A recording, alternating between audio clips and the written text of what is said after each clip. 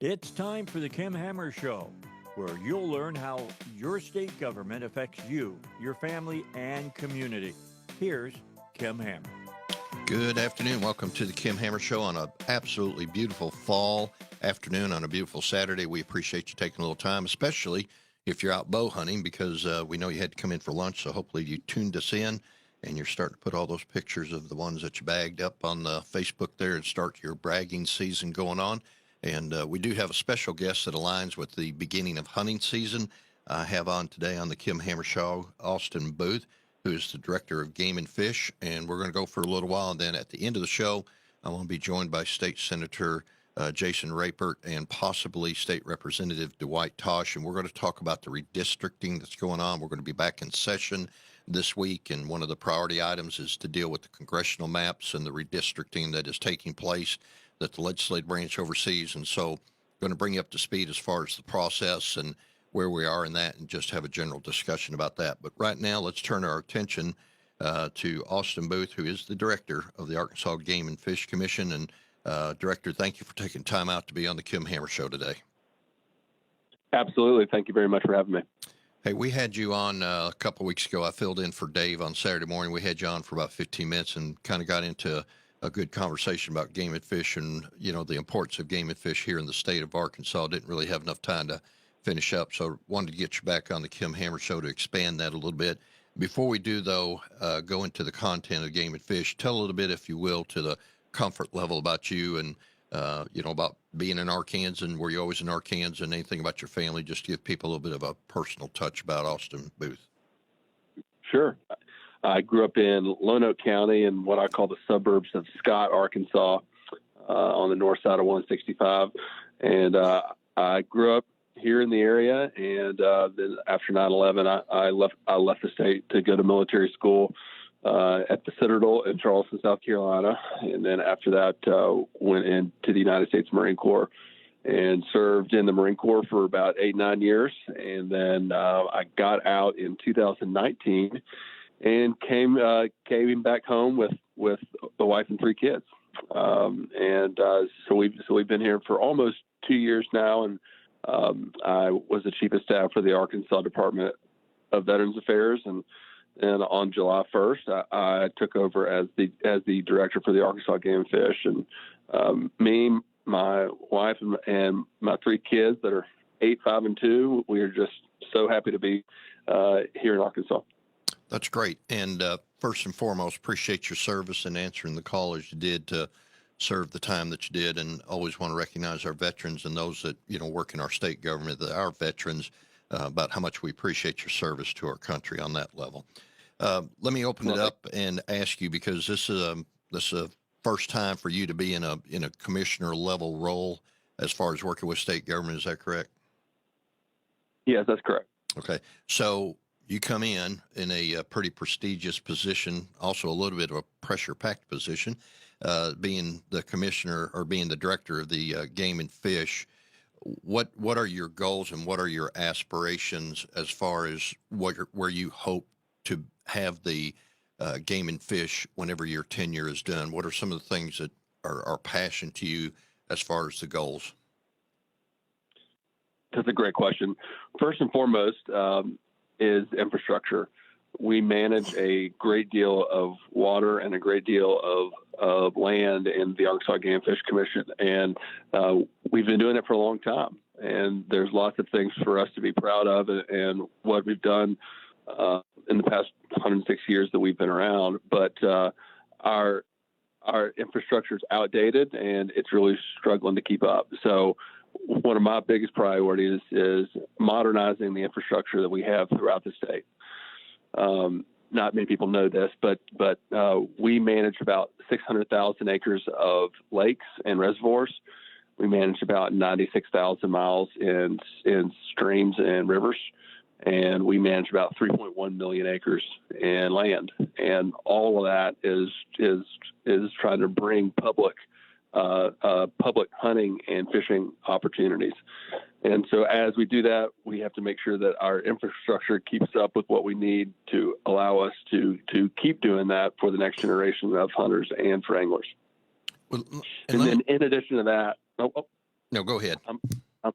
And then the other thing that I'm pretty focused on right now is once we get the infrastructure in place, how do we increase the quality of the habitat that we're providing for fish and for wildlife, so we can kind of uphold the legacy of Arkansas fishing and Arkansas hunting?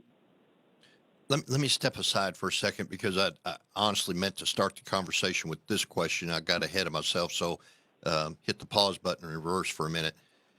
You know, you are game and fish. And when I say game and fish, automatically people get the vision of a guy in a box stand or on a tree stand, you know, hunting a deer or maybe hunting a turkey, or they're out there, you know, on a boat fishing. But what about for the Arkansan that maybe doesn't have interest in those areas? Why should they even care about game and fish? And why should they even care about infrastructure and all these other things we're going to talk about today? Because people, I think, kind of get tunnel vision and think game and fish, oh, that's just, you know, somebody running around in camouflage, you know, T-shirt and pants. Kind of incorporate the rest of the population in Arkansas, why they should even care about game and fish. Sure. Well, I would say three reasons. The first reason is that it is an immense benefit to our state as a whole. Even if you're not a hunter or an angler, outdoor recreation provides about $9.7 billion. That's right, billion with a B. $9.7 billion in consumer spending to the state across 96,000 direct jobs that bring about $2.5 billion in salaries to our state. So from the economic perspective, hunting and fishing, along with, you know, outdoor rec, is a huge benefit to the state. And, you know, all of those dollars just go right back into, you know, dinner tables around the state. The other reason is that the Arkansas Game and Fish is the lead conservation agency in the state. So we're not only trying to provide benefits or opportunities for people to hunt and fish on land that's held in public trust, but also we are the prime agency that tries to take care of threatened or endangered species.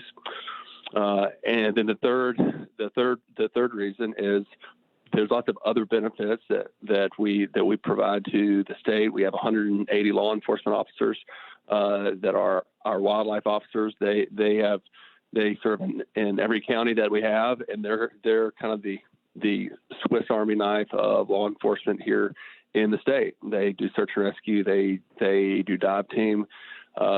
Just last week we had a shootout with an officer that our game wardens assisted on. We rehabilitate wildlife. So the Game and Fish does a whole lot for the state, not just for hunters and for anglers. You know, I had one of your guys on, Luke Lewis. He came down and took a look at a place that we have. Actually had him take a look at some church property we've got too, as far as what programs are available. And one of the things that I did not realize, but he brought up as far as some of the grants that are available out there, are the ability to plant, you know, certain type plants that would draw in like butterflies and birds and other species. And, you know, mentioned about how that school groups a lot of times are looking for places to go to where you guys have like a checkoff list, and they can check off if you've seen, you know, this butterfly or this bird or, you know, this species, this insect. Right. And I guess I'm just dumb. I don't know. I never thought outside the box as far as the Game and Fish having something like that would benefit even into the science programs and the other programs that are offered at school. That's right. We have a just wonderful education division, and they are in schools all the time teaching kids about the outdoors and conservation and science. Anytime in the state that somebody gets a ticket for a game violation, that the revenue that we generate from those fines goes right back into the county schools that ticket's written in to help with outdoor education. We have nature centers all throughout the state.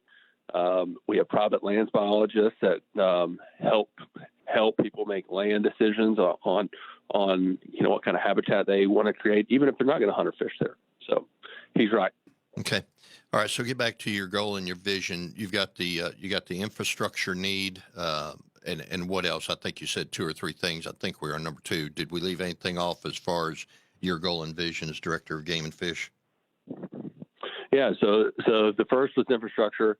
The second was improving the quality of hunting and fishing throughout the state, and the third is really just making some of our data experiences with Arkansas's website, app, that kind of stuff, more user friendly. Okay. All right. So let's get down into the infrastructure. When we say the word infrastructure in Arkansas, everybody thinks about highways and bridges and that kind of thing. As far as infrastructure as it relates to game and fish, I know you've got fish hatcheries and you manage the wildlife management areas. When you use the word infrastructure in the game and fish environment, what exactly are you talking about? And give us some examples of what you're talking about. Sure. Well, we have 61 wildlife management areas, and every single one of those wildlife management areas has roads, it has bridges. We have 50 lakes. Every single one of those lakes, they have their own roads. They have fishing piers. They have docks. We have 5 hatcheries throughout the state. That's a very complex operation that involves, raising fish from egg all the way to stocking size. At some of our green tree reservoirs, we have lots of water control structures and boating lanes. We have over 800 signs, 350 miles of levees, and we have 40 dams that we own that are classified as hazardous. So, when you look at the amount of operations that we do, all of that infrastructure is there functioning every single day to make sure that we can meet our mission. Some of those dams and some of those levees that you're talking about, are they, I think of a levee, I think of, like going over toward Mississippi where you see the levees along the river or in flood control areas. The dams and the levees that you're talking about, all strictly related to lakes, or are they utilized in flood control as well? Or are they a combination of both shared with other agencies? Yeah, they're a combination of both. The dam that comes to mind in our part of the state, Senator Hammer, is the Lake Conway Dam. Mm-hmm. It's been there for a long time. That was one of our very first lakes. And so, yeah, that's one of those dams that has been leaking for some time that we know we need to do something with. Well, that kind of goes back to where we were a while ago. When people think about game and fish, just because you're not a hunter doesn't mean you're not going to be affected by the operations of game and fish. Because if that dam broke, I don't care if you're a hunter, fisherman, whatever, your house is going to get wet. So we need to realize the value and the importance of it. Let's talk for a minute. Let's talk for a little bit about the cost of the infrastructure. And just to be transparent and honest, those that kept up during the last session, there was an attempt to, try to get an increase for the fees and for the funding for the infrastructure. It did not happen.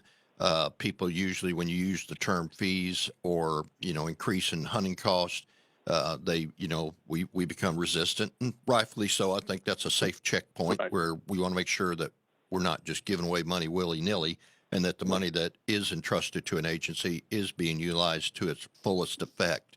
Let me give you a minute to defend the need for any kind of an increase given the infrastructure needs that you're telling us, and give people just a perspective as the new director coming in. Yeah. Well, thank you for the opportunity. If you, went back to this previous legislative session, the need was about $250 million. If you add up all of the infrastructure statewide, and that's everything from dams to roads to gates and fences and boating access, all of it.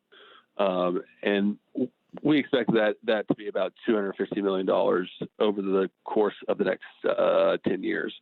And that's just what we knew about at the time, to continue doing what what we're doing. But since I've come in on July 1st, one of the things that I was committed to doing was sharpening the pencils, going back and seeing, whether that number is high, whether that number is low, and really doing the homework on what Arkansans can expect. Okay. The $250 million that you said that you would need across the board of all the infrastructure needs, or particular areas that you would prioritize it as far as where that money would be spent. I know, when systems are allowed to deteriorate over time, it's kind of a splatter effect as far as which ones get the attention first. How would you see that being applied against what you say are the infrastructure needs in a priority status? Well, we have to be very careful about how we did it. We don't want to rush to failure in anything. We want to spend the money wisely to make sure that we're giving Arkansans the best bang for their buck, and we also don't want to, we don't want to displace Arkansans from not having anywhere to hunt or fish. So if we're going to, restrict access at a wildlife management area or a lake, so we can do some renovations or some repairs. As someone that's hunted public land my entire life, I've been adamant that we have to weigh the need for renovation against what we're doing to adversely impact access. So we need to see what's most at risk, but we also need to weigh that with what we're doing to Arkansas. Okay. Let's do this for a minute. Let's transition away from that. Let's talk about hunting, because today was the opening day of bow season. That's right. And so let's talk about the deer population, what the numbers show as far as where we are in the population. If you want to talk a little bit about, I know CWT is always on. Anybody that hunts deer, CWT is always on everybody's mind. As far as where we are with that in the state, we still have hot spots. Are we getting that under control? And just talk about the deer hunting season for a minute. Sure. Well, I am very happy that deer season's here. It's always that sweet time of the year where everybody's ready to get out in the woods and the temperature starts dropping a little bit. So I am looking forward to seeing what the harvest numbers look like this year. I will say last year, the 2020 season was a banner year for us. If you go back 20 years ago to 1990, the deer harvest was 90,000. And if you fast forward to 2020, our harvest was 216,835. So we set a record last year, and we're very proud of that. And we think the harvest will probably not quite meet that this year, but we hope to break 200,000 again. So let me ask you about that, because tell people how you estimate the number of deer. And the reason I want to ask that question is because on the feral hog front, which do an incredible amount of damage. In fact, the feral hog is task force is working, and they're starting to go around the state and try to address those predators, I'll call them. How do you estimate the number of deer accurately? Because we've had the debate about how many feral hogs are there in the state, and we can't seem to get an accurate number of the feral hogs that are in the state, but we can get an accurate number of the deer that are in the state. How do you guys go about determining that so that we don't decimate the population of the deer, although there's probably 30 laying between here and Texarkana on I-30, but how do you go about doing that scientifically? Sure. Well, we rely on two things. We rely on observation data, and that's from hunters, that's from the public, and that's also from our game and fish staff. And then we also rely quite a bit on what we're harvesting. And when people kill a deer, we require them to check that deer. And you can do that a few ways, and most people do it on the internet or through our app. And you can say what deer you killed, where you killed it, the gender, and how many points it was. And so that helps us have an idea about, where we're at from a herd perspective. We also have what we call DMAP, the Deer Management Assistance Program, which is for deer clubs where they can enroll in the DMAP program, and one of our private lands biologists will come coach them through what they can do to manage their deer population for better quality. So we take all of that data, wrap it up, and that gives us a pretty good idea about where we are herd-wise. Okay. CWD, been a problem in the state. Talk about it for a minute. Where are we as far as controlling it? Are we keeping it under control, or is it, flat, or we've seen a rise in it? It's relatively flat. It's still isolated for the most part in the northwestern part of the state. But the key to CWD, just like many other things, is prevention. And one of the best ways for us to prevent it is to understand where it is. And, we see the same things in a different sense with hogs, but we really try to encourage people that if they kill a deer, to go have it tested. All right. And I should have said CWD. We use acronyms all the time, and we assume people know what that means. But chronic waste disease, tell people what it is that CWD does and why we need to be fearful of it. Yeah, so chronic wasting disease is a disease that targets deer and elk. And basically, it's like mad cow disease. It targets the brain. It's a hemorrhaging disease, and it is 100% fatal for deer. There's quite a bit that we don't know about it, which is why we entered into a research agreement with the University of Georgia last year. It's a 5-year research agreement where we're kind of leading the country right now and trying to crack the egg in what we know about it. The chronic wasting disease is 100% fatal, and we think that it spreads from contact, from urine, from feces in deer populations. And like I said, it's primarily concentrated in northwest Arkansas. Okay, let's shift gear. Youth hunting. Opening day of youth hunt is when? November the 5th. Okay. Do you see one of the big challenges we're having today is getting kids off of the game boxes and faces out of the screen and getting them out into, whether it's hunting, fishing, whatever it is, outdoor activities. Of course, I think COVID has actually helped in a positive way in that it has forced people outside a little bit more where otherwise they would not have been. With regards to youth programs, and how do you see, or what do you see as the solution to re-engaging youth to the outdoor activities such as hunting and fishing, thinking 10, 15 years down the road, where are we going to be when it comes to, just having that interest out there? Sure. I want to correct something I said. I said that the youth hunt was on November 5th. I was wrong. The youth modern gun hunt is on November 6th and 7th. So I don't want anybody getting out there, anybody getting tickets on November 5th. They all get a free pass now because of that. But anyway, all right, we'll correct that. November 6th and 7th. All right, go ahead. And I got about 2 minutes. We got to take a break, but go ahead. All right. So this is something that I'm very passionate about. And the number one thing that will keep young people hunting and fishing 15, 20, 30 years down the road are the hunters and the anglers today. Because I know the game box and the iPads, they get a bad rap, but there's a whole lot of other things going on that keep young people out of the outdoors. There's fewer married households. People are working longer days. Income disparity is growing, and there's just fewer young people that are getting outside. And I feel like it's incumbent on folks like us that are hunting, that are fishing, to knock on doors, to pick up our phone, to call those kids that we know who probably want to be outside, but just don't have anybody there to teach them.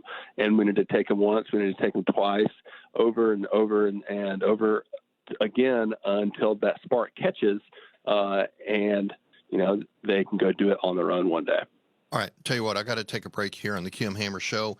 If you're just tuning in, you're listening to the Kim Hammer Show with Austin Booth, who's the director of Arkansas Game and Fish. We're talking all things game and fish and beyond, and we got a few more subject topics to cover when you come back. And then we're going to have a call in from State Senator Jason Rapert to talk about the upcoming session with regards to redistricting of the 4 congressional districts, and just get an overview of where we're going to be going and how we're going to get there. So stay tuned to the Kim Hammer Show. We'll be back in just a second.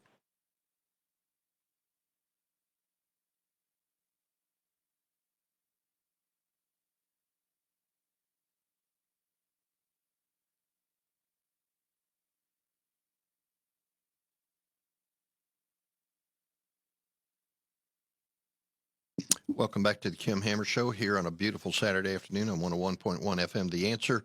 My guests today are Austin Booth, who's the director of Arkansas Game and Fish. Going to be joined in a few minutes by Senator Jason Rapert, who is the chair of state agencies, which is the committee that is handling all the sifting and the sorting of all the various maps that are being proposed for the congressional redistricting. Going to have him on to talk about the processes here in just a second, give us an overview of where we're going from here. Monday will be the last day that those can be heard in committee. He'll correct me if I'm wrong on that, but I'm pretty sure that's right. And so we'll start seeing how things shape up after that. Austin, let me pick back up with you as far as youth activities. You said that it was a passion of yours, of course, with the kids, of your kids being the age that they are. That's a good age to get them engaged. What can people do? And I notice on your website you've got youth activities as one of your drop downs. What are some of the things that you think that people can do in order to get them engaged and get them more active in it? Yeah, well, you hit the nail right on the head. If you go to our website, you can go to our nature centers throughout the state, and you can see any one of the many opportunities that they are offering throughout the state to try to get kids plugged into the outdoors. We also have the Archery Program that's in dozens of schools throughout the state. We're seeing over 80% of youth participants in our Archery Program are buying hunting licenses, which is just fantastic. And that's part of the First Step Outdoors program, which is also on our website. So yeah, you go to the website and there's more than enough information there. Yeah, I'm not the best with names. I'm probably going to get this wrong, so you correct me, and I hope I don't put you on the spot where you can't correct me. It doesn't hurt either to have a silver medalist in the Olympics from Arkansas in the skeet shooting. Isn't it Kaylee? Is that her first name? Yes, Kaylee Browning. Yeah. It doesn't hurt to have somebody like Kaylee Browning from your state either, because one thing I think that does, we're getting out of that mindset that it's just boys and men that hunt. With her expertise, as she displayed, winning the silver in the U.S. Olympics, outdoor sports have opened up a whole new avenue to females. Any comments on that? That's right. So I had the opportunity to meet Kaylee back in August, and she was an alumni of our youth shooting sports program. She shot, That's cool. She shot for us, I believe, in Greenbrier, and we just couldn't be more proud of her. And we presented an award to her and a lifetime hunting license. And she had the opportunity to come out, accept that, and then provide some coaching for one of our girls' youth shooting sports teams. So that was really special. We're proud of her, and she's such a good example for many young ladies in Arkansas. Talk about game and fish and opportunities that are available, because as you said that, I can't help but think the scholarship opportunities that would come, because, it used to be you didn't have fishing teams in school. Well, now fishing teams are everywhere, right up into the collegiate level. You've got this, you got trap shooting, you got archery, the avenues that it actually opens up as to segueing into possibilities of scholarships at the collegiate level. Yeah, I mean, you hit it right on the head. They're shooting. We're seeing lots and lots of first-time gun buyers in the state, even that aren't hunters. we see more ranges going up and a lot more interest in adults and children trying to get them into shooting. Obviously, lots of interest in shooting on the collegiate level and the Olympic level. The exact same thing for archery. A couple weeks ago, I was at a national conference in Providence, Rhode Island, of all my equivalents. And again, one of the things that we're seeing nationwide is that we can't build enough archery ranges fast enough because people are just so interested in competitive shooting, both on the archery side and on the firearm side. And, you know, there's lots of schools in Little Rock that I can think of right now with fishing teams. And as people try to get outside, the scholarship and the opportunities to do those things are going to follow it. All right.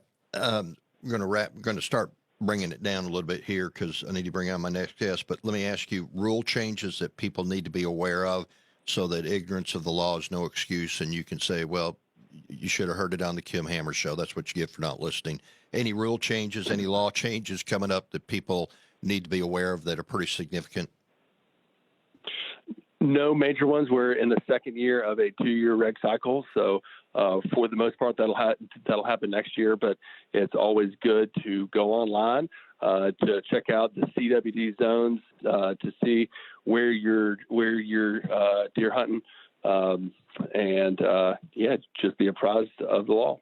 All right. I've got two other areas, but I'm going to bring Senator Jason Rapert in the conversation because I want to segue from you into him in just a minute and just go ahead and get Jason in the conversation for just a second. There's two areas I want to ask you about. One is the foundation, the Game and Fish Foundation. What is it? Why should people be involved with it? And who does it benefit? And just talk about the foundation side of it for a minute. And is it separate from the Game and Fish as a separate entity so it doesn't commingle? Just give people the lay of the land on that. Sure. So the Arkansas Game and Fish Foundation is a nonprofit that is completely separate from us. They exist to support our mission and our cause and what we do around the state. And they have lots of wonderful different programs that they support that augment ours. And anytime that somebody wants to get involved with the Arkansas Game and Fish or conservation or outdoorsmanship more broadly, we always point them towards the Arkansas Game and Fish Foundation. All right, and then hey, Jason, you're on the line, so you can jump in here. Good to have you on the Kim Hammer Show today. Thank you for having me, Kim. All right, the commissioners, talk about the role of the commissioners, where they're located in the state, and if somebody has an issue with game and fish, is a commissioner a good person to go to talk about it, or what is their role, and what part do they play in all this? Sure. So the commissioners, as outlined in the Constitution, there's 8 of them. There's 7 commissioners that serve 7-year terms, and those terms are all staggered. So we get one new commissioner every year, and they're appointed by the governor. And there's an additional commissioner that is, again, by the Constitution, the chair of the zoology department at the University of Arkansas, and he is a permanent non-voting commissioner. And basically, the point of the commissioners is to provide oversight to the agency and to weigh some of the more technical scientific decisions against the public interest, the public enjoyment in all of these decisions. So if anybody in the state has a question, has a problem, anything like that, of course they can reach out to their commissioners. They're required to be representation from all of the congressional districts, but we have them located all throughout the states, and of course they can also reach out to me as well. Well, and that kind of brings us into the conversation with Senator Rapert, and I know, Austin, you've got another commitment to go to, but the value and the importance of the congressional districting, not only how we'll be represented at the federal level down to the 4 districts in the state, but also how that overlaps into areas such as things like the commissioners for the game and fish. So it is a big deal on this redistricting of the congressional map within the state. We're not going to gain or lose any, but it is important about how they are structured and laid out and the representation that they give to everybody in the state. So let me ask you, Austin Booth, Director of Game and Fish, you got anything else you want to share on the Kim Hammer Show today about game and fish that you think it's important for people to know? Yeah, very briefly, I want to brag on our fisheries division. On Thursday, we broke ground on a $6 million renovation to our Jim Hinkle Spring River Hatchery. Trout fishing in Arkansas brings about $180 million to the economy every year. And yeah, that may not be much to the overall $9.6 million that are, sorry, $9.7 billion in outdoor rec spending to the state, but that $180 million is a huge deal to North Central Arkansas. And we're going to renovate that hatchery. We're going to bring its production from 500,000 trout per year back to 1 million.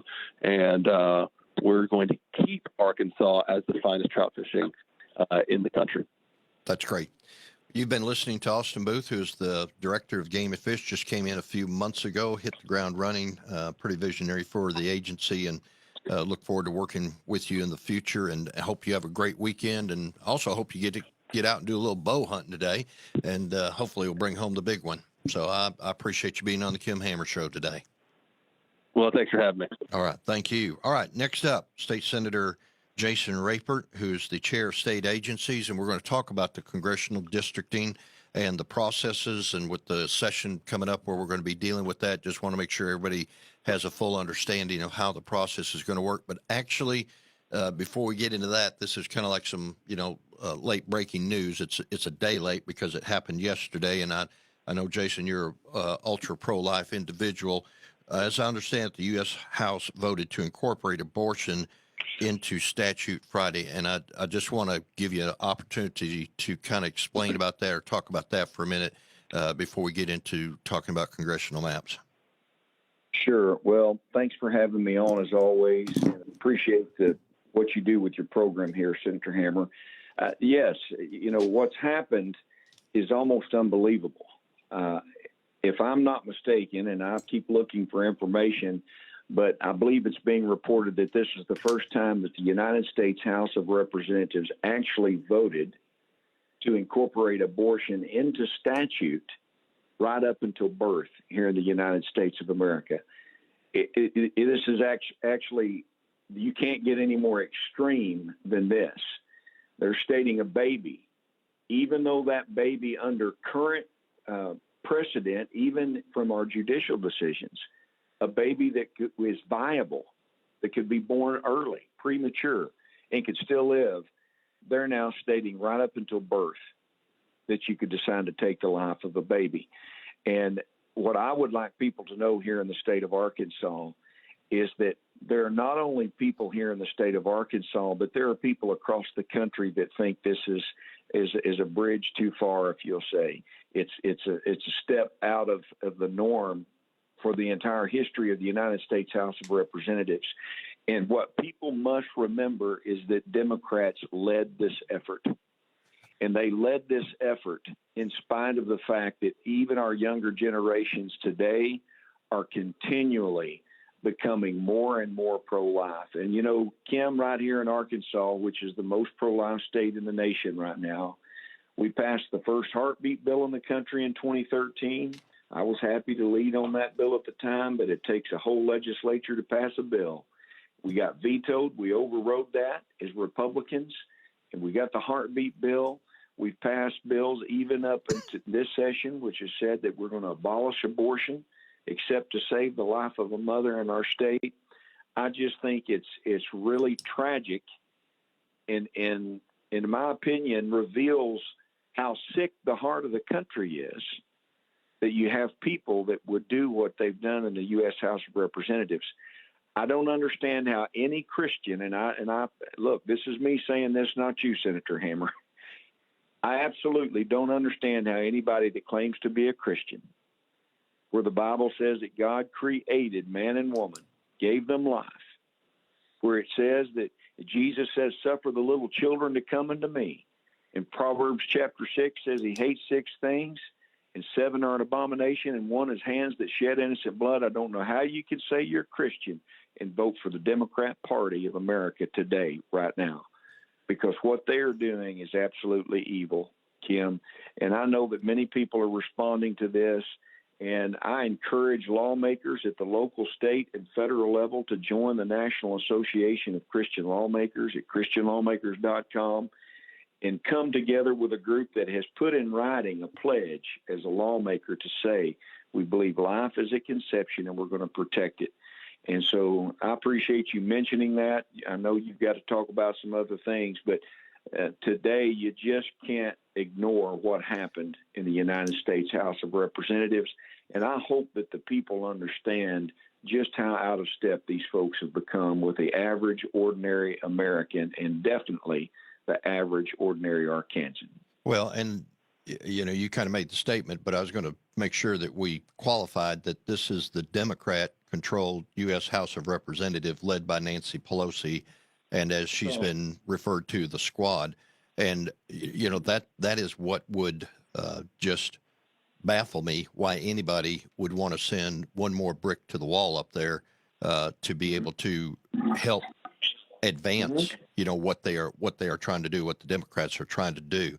And I mean, even at the local level, and that's one thing that this has created a conversation about, because this past week, down Saline County, the Quorum Court passed a resolution, and this is starting. I don't think we're the first ones. It's a movement that's occurring, where it's being pushed down to the most local level to take a position as to whether or not, a county or maybe even a city is going to be designated as a pro-life county or city. And with what they did yesterday, I think enhances all the more the reason why it not only needs to be a state decision, but it needs to be a local decision, so that you know who you're putting in control at the local level. Which side do they identify on this, and put people in a position to reveal that before you would vote for them. Your thoughts? Well, I want to say I applaud any quorum court. I encourage every single quorum court in the state of Arkansas to take action. I know Faulkner County passed pro-life resolution as well, by the way, declaring themselves a pro-life county. That's in my district. In Washington County, if I'm not mistaken, or Benton County. I can't remember now. Now that I've said it, it makes me wonder which one. But in Northwest Arkansas, it was either Benton County or actually it was Benton County, I believe, that actually took that up, now that I've studied on that a minute. And so I'm proud of these local officials that are taking these issues up. And, Kim, I think there's something that's brewing that, this Texas Heartbeat Bill, which, by the way, that the Texas Heartbeat Model Bill is a model bill adopted by the NACL, the Christian Lawmakers Group. That bill was innovative because it totally confused the left in that side of the equation. And I believe we need to reconsider the 10th Amendment and its power in our country. You've got an overreaching, as well as an onerous mindset right now in the Democrat Party, and they currently have the reins of government in the legislative branch as well as the White House.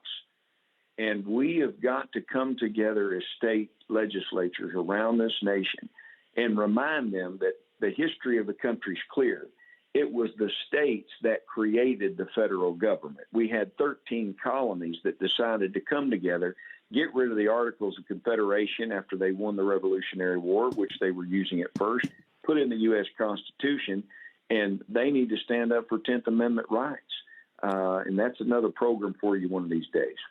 Be a good one. When you use the word left and confused in the same sentence, that kind of fits the description. But anyway, and I want to listen. We are going to talk about the congressional process here in a minute, because that's what I told people we were coming on. This kind of popped up at the last minute, but I want to just for 3 minutes, let's have a conversation, because let's take the spiritual side out of the pro-life discussion, and let's just look at it from strictly a moral perspective. We send people to the death chamber for killing someone. I never have been able to distinguish, even from a moral argument, why you would want to sentence somebody to the death chamber, although the left continues to push away from that, capital punishment, why you would be okay with that, but you wouldn't be, but you wouldn't be okay with the fact that you could kill a life at conception up to the time of what the Democrats are wanting to do through this that they passed in the House up there. Just give 1 minute, take out the spiritual side, talk about it from a moral side. And why would that not even align? Let's talk about it from the moral side.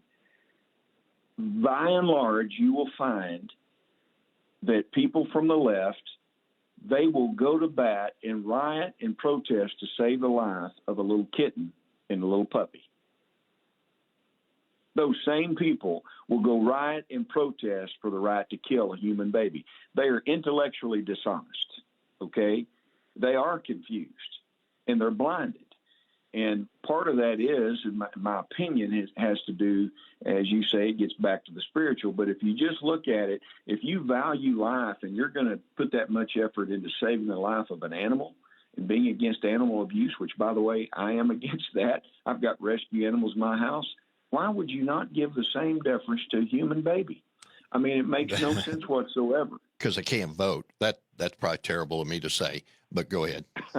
Well, you hit it. And so we're having to deal with this. I'm continuing to hammer on this in the different venues where I speak. And when I'm able to have people to come on a program and talk about that, I absolutely believe that abortion is a national crime against humanity that's got to be dealt with. And I think that history someday is going to deal very harshly with all this. So I agree with you, Senator. Okay, I got 5 minutes. And listen, I know we got to be careful on this conversation because it is a process going on. What I want you to do is your chair of state agency. I did try to get Dwight Tosh to come on, but he had a previous appointment and couldn't get on. I wanted to make sure we had, both sides of the chairs represented because he's chair of state agency on the House side. Talk people through what the next week or two are going to look like. A ton of maps have been dropped out there. Some more were filed yesterday. Monday is the last day, I think, if I got my facts right, to hear it in committee. Just talk people through what the process is going to be in the next 3 or 4 minutes so people have an understanding where we're going. Well, very quickly, every single year, as per law in the United States of America, we have a census. And part of that process is that we look at the population and then divide that population amongst 435 seats in the U.S. House of Representatives. And so we've had slight gains in Arkansas. If I may get this correct, I think the official count is 3,011,524 people in the state of Arkansas. And so we are in the process of rebalancing. Because we did not grow any more than we did, we don't gain any new U.S. House seats. We keep the remaining 4. Years ago, Arkansas had more than just 4 House seats. I can't recall now. I'd have to go back and look at my notes, Kim, if it was 5 or 6, but it was way before my time. But so we lost House seats as the country continued to expand and grow. And so we're at 4 right now. And so what happens is you have to adjust those lines to come up with what you hope will be districts that are manageable on the part of the congressmen that serve them. And also there are just some typical guidelines that we consider, communities of interest and things of this nature. But to be honest with you and very frank with you, the bottom line is you got to have districts that are almost the same in population. It's best that you possibly can with very little deviation. And so what happened 10 years ago is that we have these maps in our state, one in particular, which literally makes a horseshoe up in the northwest part of Arkansas. I'm down to 2 minutes, Jason. I'm down to 2 minutes. It makes this horseshoe, very unusual process. And so now members are recommending maps that they are recommending be the new formation of the congressional districts. And so over the last couple of weeks here, we've had maps that have been put out there. We are hearing them in committee. And I will tell you, people that have been through the process before, this is one of the most transparent and accessible processes. Oh, man, has it ever? Yeah, it really is, because typically it's in a session. very condensed. But we actually made an effort to allow people to come out and be a part of that process. Monday is the last day, Senator Hammer, that we are going to have these meetings where we're just hearing map ideas. Now, that means then when we come into session on the 29th, that we will all then begin to make decisions. And Senator Hammer, there really is nothing that prevents somebody making an adjustment to a map once that process starts. And so Chairman Tosh and I have worked very closely together. I'm very proud of his leadership. And we know that at the end of next week, you're going to have new congressional district maps in this state. Okay. And people need to speak up if they've got something to say. I got 45 seconds, so I want to make this statement. I will say one thing to the outside looking in, even from the inside looking out. It almost seems confusing with so many maps, but the key word was transparency. Unlike previous times when the deal was all cut and worked out, and then you walked in, you just had the one. The one good thing about this process, even though it's challenging, is you're seeing it all out in front of the public eye. Everybody has a chance to weigh in on it. The benefit of being led by the majority in control now is it's all out there in the open. Thanks, Jason, for being on. Senator Jason Rapert, Chair of State Agencies. This is the Kim Hammer Show. Thank you for listening today. Hope you have a great rest of the day. Hunters, be careful. Go out there and bag the big one with the bow, and be careful as you hunt today. Thank you for listening. See you next Saturday.